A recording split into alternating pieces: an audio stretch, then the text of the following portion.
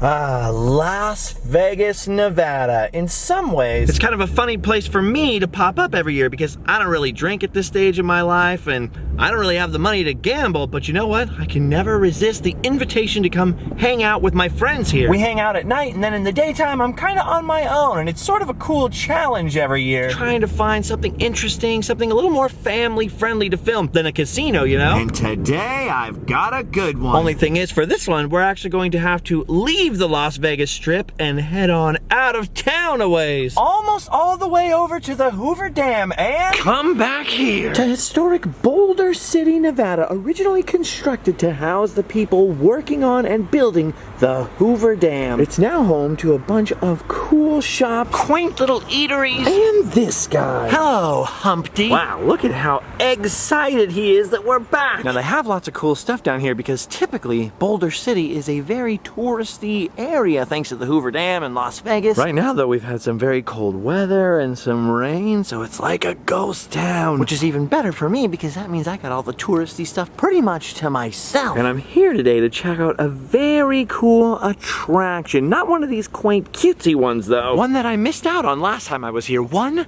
that's horrifying. Just off the side of the highway here is this Tom Devlin's Monster Museum. Now, from what I understand, Tom Devlin is a makeup artist, special effects guy, prop maker for all kinds of creepy, weird horror movies, as well as being a big horror movie buff. And I'm told that in addition to selling costumes and masks inside of here, he's also got his personal collection of horror props and memorabilia and displays to bring Hoover Dam visitors like us something spooky. I've passed by here a couple of times, but I've never been inside. Maybe these hearses out here creep me out a little too much. But today I'm finally gonna get over my fear and see what's inside. If what's inside is anything near as cool as what is outside out here, I got a feeling we are in for a treat. We just better hurry up and finish before nightfall because I don't want to see what's gonna come out of that coffin. Ooh. All right, let's do this thing. It's too cold to stay outside.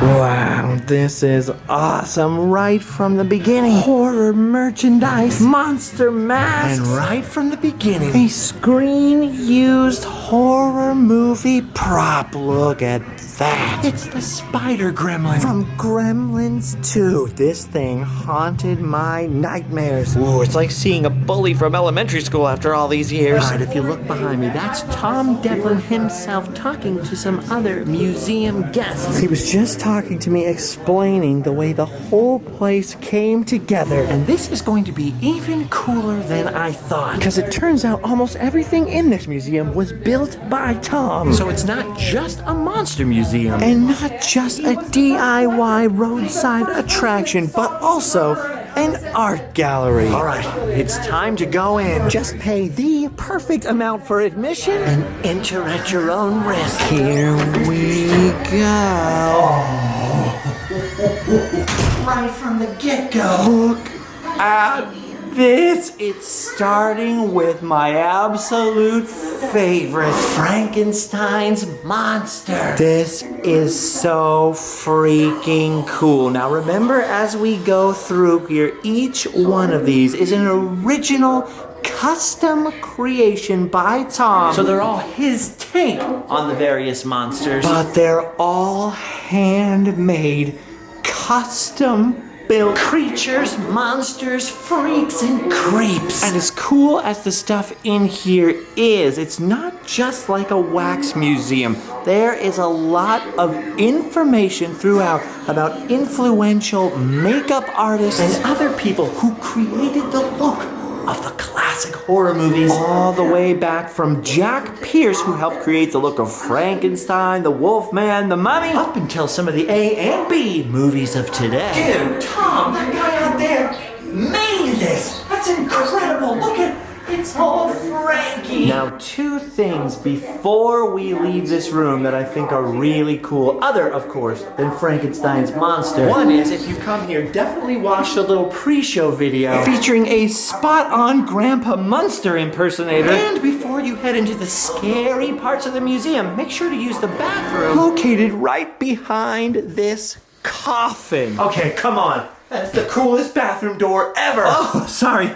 I didn't realize this restroom was, occupied. We'll see ourselves out. All right, let's keep cruising on through because there is a lot to see over here. Look at this, continuing with our classic monsters theme. Here we've got a whole room full of them. In the first room we had Frankenstein's Monster and then that information about Jack Pierce, the makeup artist on all those original horror movies. Well, the Wolfman was another one of his, famously portrayed by Lon Chaney Jr., who of course was the son of Lon Chaney Sr., who was the 1925 Phantom of the Opera, still the creepiest one after all this time. He was an actor, a performer, and a makeup artist, and a lot of people give him the credit for coming up with a lot of those classic monster looks. I always thought it was cool that Lon Chaney came up with this stuff and was the Phantom of the Opera,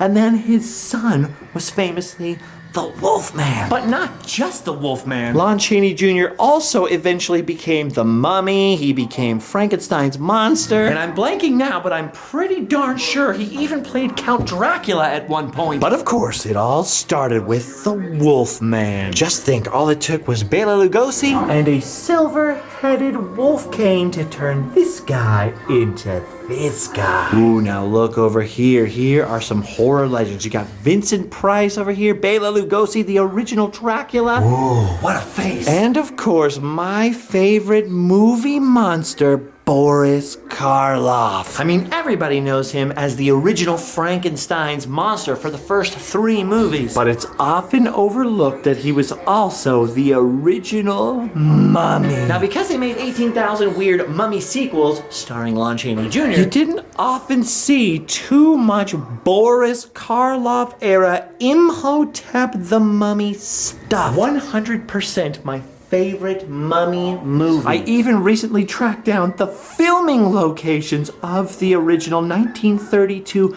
Boris Karloff Mummy movie. I gotta tell you, my mummy was very proud of me. And it's mind-blowing that Tom out there made this himself. That is so cool. Tom was actually telling me that Vincent Price over here was instrumental in passing legislation that allows for displaying things like this for educational purposes, because Vincent Price knew that if places like this didn't exist, people might forget the old classics. Man, I love every single one of the movies being referenced in here.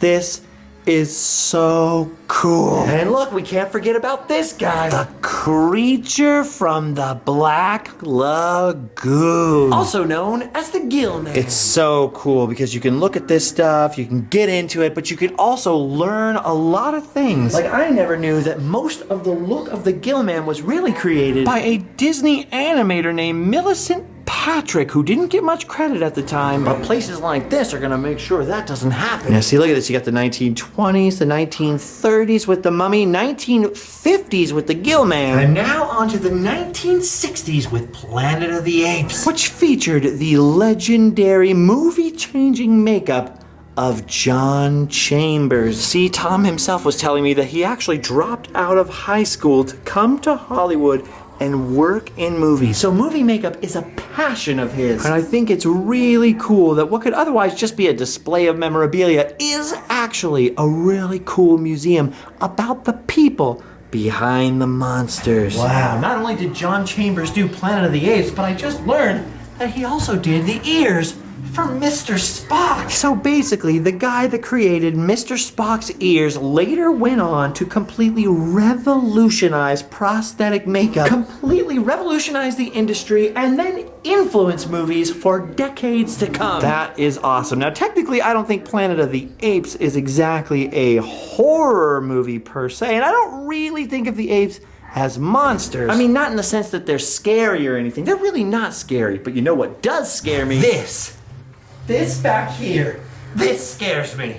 If you have little children, you might want to send them out of the room just for this one thing, because right over here is an homage to the work of Dick Smith. Tom Devlin has created his own Linda Blair's little head is turning around. Oh man, see, I know horror kids these days are no longer scared by The Exorcist, but for me, one of the scariest movies ever made. But she keeps turning her head to look at me. And it's twice as bad because of the mirror right there. So while I really want to learn about the work of Dick Smith And director William Friedkin, who apparently Tom later worked for, so that's kind of cool, I don't think I want to spend much time in here looking at these signs because it really feels like somebody is looking over my shoulder and their shoulder and their other shoulder. Okay. That's enough of that. Ooh, now Tom's done a lot of work, starting with the show The X-Files apparently, but another show he was on was Face Off, a sci-fi channel show about makeup artistry, and this is one of the characters which he created for that show. He's handsome. See, making something like this will apparently really get you ahead in the industry, huh? Speaking of the industry, there's not a lot of information about Tom in here. It's not a self-promoting museum. He's a humble guy, but he has worked on some big movies. The Scorpion King, he's worked on X-Files, he worked on Terminator 3, and he even got to work on the Puppet Master series. He was a fan of the original Puppet Master. So imagine that, you're a fan of a movie and then you work hard and years later you actually get to help create sequels to that movie. Dude, if that is not a success story, I don't know what is. Okay, the big projects are cool, but if you're into nerdy, geeky stuff, horror movies, stuff like that, makeup effects, the coolest thing are the B-movies. And look at this. Here's a little bit of Tom's B-movie magic from a little film called Poultrygeist. Now, I have never seen Poultrygeist. In fact, I've never even heard of Poultrygeist until today. But after seeing this gnarly, crazy suit and hearing Tom's stories about the movie and working for Troma, little Toxic Avenger connection there, I really am curious. I mean, just the name alone. Ooh, now look over here. Here's some screen-used stuff from the Killjoy series, which Tom has worked on. These I've never seen, but he was telling me that he worked on one of these movies in China. All excited, get to go to China, but then they were on an Old West set in China. So basically his experience there was in the Old West. This is so weird, man. Like, look at all this stuff. I mean, it'd be pretty hard to start a monster museum. Just where do you get the props? Where do you get all the displays? Well, if you're Tom, you just pull them out of your house or build them. Oh, as a matter of fact, you remember that Wolfman over there? I forgot to mention that apparently he built this thing 2 days before this place opened because he realized at the last minute they didn't have a Wolfman. Dude, imagine building something like that in only 2 days. I don't like you. Look away. Oh, thank you. Well, I'll keep going over here. I mean, just look at all this stuff. Like I always say, the only thing I can make is a mess. So things like this totally impress me. Look, here's some stuff that he built for some Asylum movies, including Mega Piranha over here. Here's a couple of masks from Princess of Mars. Another movie I have never seen, but just looking at these masks and realizing that guy out there built them, that is just so cool. Oh, look at this fella down here. It's the Ginger Dead Man from Ginger Dead Man versus Evil Bong. Never seen those either. Ooh, how about this from Freak Show, Circus of Horrors. This is totally cool. A lot of times Tom has done Halloween masks of various properties and stuff, even when he's not working on their actual movie. But what's really cool is even when he hasn't had a work-related project of something, he can just build it himself. Look at these Chuckies. He made his own Chuckies, and this one down here has a pretty cool story. Because if you look closely, this is all built around an old antique doll that was a family heirloom and used to terrify him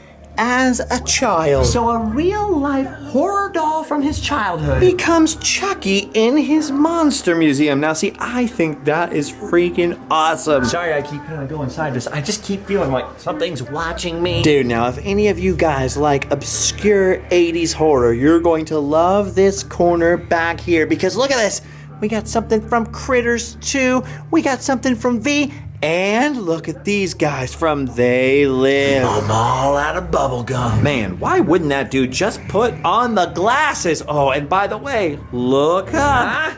huh? Ooh, that is cool. Oh, I almost forgot to mention Maniac Cop. See, whenever I come somewhere like this, it inspires me to go watch a whole bunch of cheesy movies. I have never heard of Maniac Cop before, but now, for some reason, I just have the urge. Well, it'll have to wait, though, until I'm finished with Poultrygeist, because I've got a feeling that movie is gonna be punny. Man, there's a lot of cool-looking stuff from cheesy horror movies I have never heard of, but one cheesy horror movie that I have heard of is this. Killer Klowns from Outer Space, are you kidding me? This is one of those movies that somebody made me watch on tour that I didn't want to watch, but once I saw it, I could never get it out of my head. I would tell people for years, oh, you gotta watch Killer Klowns from Outer Space. I didn't think anybody else liked this movie. So imagine my surprise when I went to Halloween Horror Nights in Orlando this year and they had a whole Killer Klowns from Outer Space scare zone or scare area, which really should be called a scaria. And people were so stoked. It turns out there's tons of fans of this. And speaking of Halloween Horror Nights, they were actually selling this mask as a souvenir at the event. And these right here, the ones we're looking at, are Tom's masters, because he is the one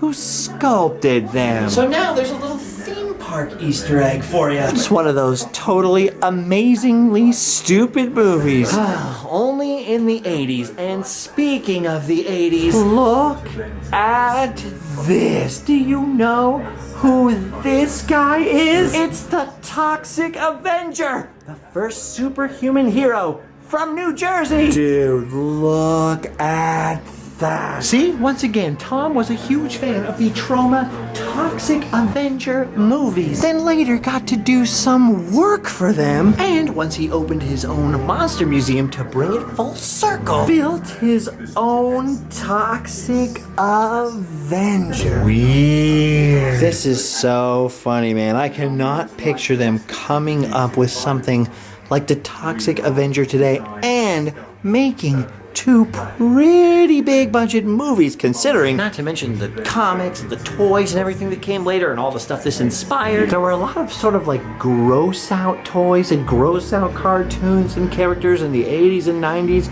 usually inspired by the Toxic Avenger. Wow. Toxie! Who did this?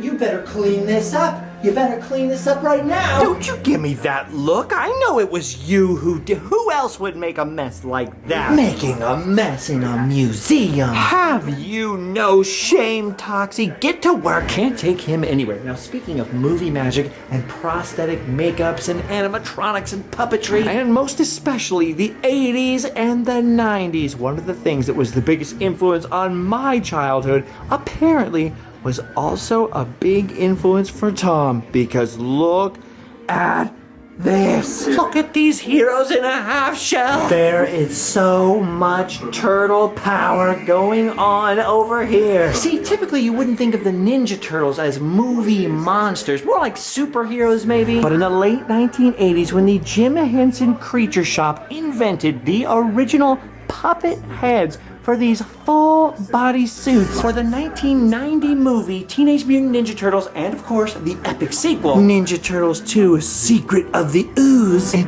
totally revolutionized the way that creatures were done in movies. Dude, these are the real Ninja Turtles. All full-body suits, no computer animation back then. And you know what? Honestly, to me, Jim Henson's Ninja Turtles look a lot more real, even to this day, than the Michael Bay ones. Just one man's opinion. Little trivia for you right here. Did you know that Keno from Ninja Turtles 2 was actually one of the guys wearing the bodysuits in the first Ninja Turtles movie? Now the trivia question for you is, which turtle did Keno originally play? Also, whatever happened to Eddie Reyes Jr.? He needs to come back. Okay, well I can tell Tom and I are going to be friends for a long time, because look at all the 80s movie magic. True, the Turtles movies came out in the 90s technically, but they started working on them in the 80s. These guys were an absolutely massive, totally, completely huge part of the joy of my childhood. But we're about to go from the section that has the joy of my childhood to the section that has the nightmares from my childhood. Oh man, it's Michael Myers, the leprechaun, and of course, Freddy Krueger. Oh man, this is like the rogues gallery of childhood trauma figures from the VHS era. I mean, Mr. Ghostyface McScream was kind of a little bit later after my time, but the rest of these guys, legitimately, each one of them gave me nightmares as a child. I mean, I'm a man now, a grown man, with cars and, you know, rent to pay and taxes to pay and stuff like that. And standing in here with these guys, I mean, still to this day, even knowing that, you know, Tom made these, is making me a little nervous. Well, not really Freddy Krueger, because I don't think Freddy could keep his mouth shut for that long. You know, if he were real, by now he would have said something. But Michael over here, that's basically exactly how he would stand and how much he would talk if the real Michael Myers was in there. Oof.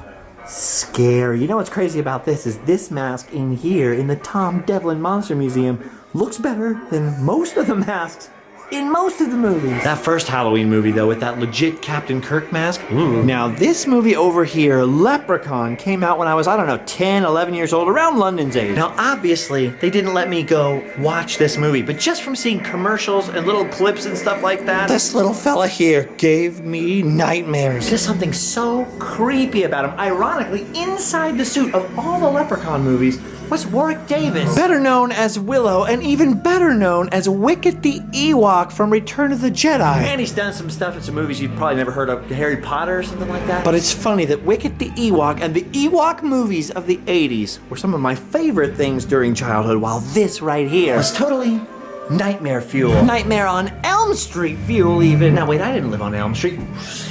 All of this just reminds me of the teenage years going to Blockbuster Video. Especially this part right over here, right across the creepy bridge. You know, the one that says turn back on it. It's probably fine to walk on this, right? Oh man, the bridge creaking and flexing under my feet is not exactly making me feel more easy with this guy standing here. There he is, Jason Voorhees. Cheesy or not, I don't care. I loved those movies. As a teenager, I rented every single one of the Friday the 13th movies. Yes, even including Part 8, Jason Takes Manhattan. They no longer really terrify me, you know, the way that they used to. But that doesn't make this fella here any less unnerving to stand next to. Especially since, I don't know if you can tell at home, he does have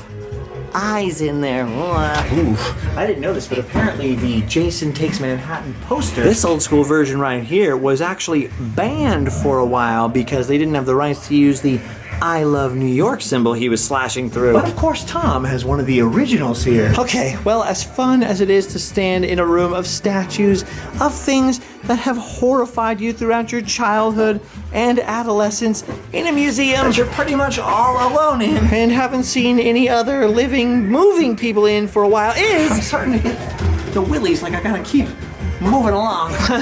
Ooh, Tom was telling me that there's a whole bunch of back rooms here that they are going to greatly expand this museum into, which is awesome because they are not done yet, not by a long shot. Darn you, Pennywise! Why, Tim Curry? The original It movie miniseries, whatever it is, doesn't even scare me. But coming around the corner and seeing this sure did. Stupid Frankenfurter. Ooh, the fun continues. Look at this, a Texas Chainsaw Massacre exhibit over here. That's always a fun movie to watch with the family. A little Return of the Living Dead display. That's a pretty punk rock movie. I mean, look at that soundtrack. And weirding me out most of all, over behind me are these. Just a couple of zombies. Look at them. Just a moving and a grooving, reeling and a rocking. They don't appear to be much of a threat. Pretty sure this fence has them contained. I mean, Ash over here doesn't look too concerned. What's the matter? He's bored of killing zombies. Oh, come on. We need you. You got a chainsaw for a hand, buddy. I keep forgetting to show you guys. There have been signs all throughout here. And look, Here's one for George Romero, of course, because of Night of the Living Dead, which is why these zombies are over here. There is a lot of educational information in here, and each one has this charcoal drawing on it. All custom work by Robert Kern, who I actually met walking around in here. He's been a cameraman on some of the Puppet Master stuff, worked in the movies just like Tom. And this is his work. He now lives out here, roped into the Devlin Monster Museum scene. This whole place is awesome. A custom-made, handmade, DIY, old school roadside attraction. Man, we have seen a lot of things today. Some of them totally old school, some of them horrifying, some of them totally radical, and one of them just really, really annoying. Stupid, scary clown. But my friends, I am afraid that this is the end of the museum, because through that door, right over here under the watchful eyes of Ash from Evil Dead, is the exit. See you later, zombie friends. Time for us to go back to the lobby. Oh man, I am so overstimulated now. I must have a t-shirt. That was so awesome in there. Oh, and before I forget to mention it, not only does Tom have this whole monster museum, he's also about to open a prehistoric dinosaur park out here, which I now cannot wait to see. For now though, I think I've seen enough. I know I'm gonna be having some weird dreams tonight, and that's how I know I've done my duty. I can go home and have nightmares.